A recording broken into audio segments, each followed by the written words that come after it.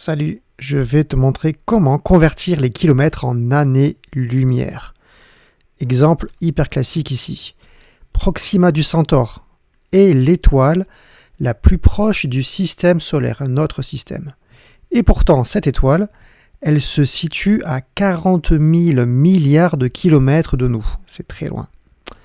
La question exprime cette distance en années-lumière.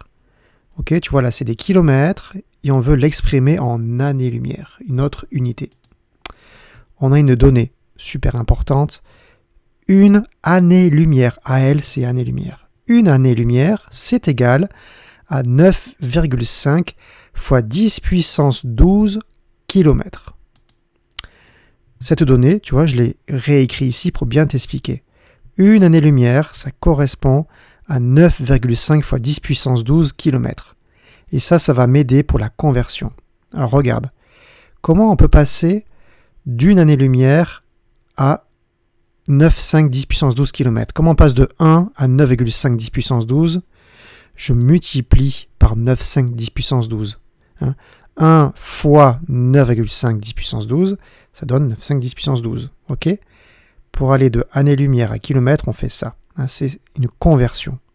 Pour aller dans l'autre sens, pour convertir les kilomètres en années-lumière, je vais dans l'autre sens. Comment on fait? Pour passer de 9,5 à 1. Mais je divise par 9,5 fois 10 puissance 12. Et voilà, tout est ici en fait. C'est comme ça que tu vas pouvoir convertir d'année-lumière à kilomètre fois ou de kilomètre à année-lumière en divisant. Ici, dans cet exercice, on a des kilomètres et on me demande des années-lumière. Donc on va aller dans ce sens, on va diviser par 9,5 10 puissance 12. Mais je le fais maintenant. C'est une distance. Petite d, la distance entre notre système solaire et Proxima du Centaure. Cette distance, c'est donc 40 000 milliards de kilomètres. Alors comment on écrit milliard? Milliard, c'est 9 zéros. Tu vois là, il y a 1 milliard. Il y a 9 zéros. Alors, tu peux mettre 9 zéros derrière si tu veux, mais c'est tellement plus simple de mettre fois 10 puissance 9. On rajoute 9 zéros derrière. Donc ça, c'est ma distance en kilomètres. Et on a vu, il faut diviser par 9,5 10 puissance 12. C'est ce que je fais ici. Je divise par 9,5 10 puissance 12. Je prends ma calculatrice. J'utilise au passage bien la touche pour les puissances de 10. Toutes les calculatrices en ont une. Ça me donne 4,2. 4,2 années-lumière. Voilà, j'ai exprimé la distance en années-lumière. J'ai fait une conversion. Tu es passé de kilomètres à années-lumière. Qu'est-ce que ça veut dire concrètement? Cette étoile, pourtant c'est la plus proche. Parmi toutes les étoiles que tu vois, c'est elle la plus proche de nous. Elle est à 40 000 milliards de kilomètres. Donc 4,2 années-lumière. Déjà, tu vois, c'est beaucoup plus simple à exprimer. 4,2 plutôt que tout ça. Là, C'est pour ça que les astronomes se servent beaucoup des années-lumière quand ils parlent des étoiles et d'autres objets célestes. Mais qu'est-ce que ça veut dire aussi?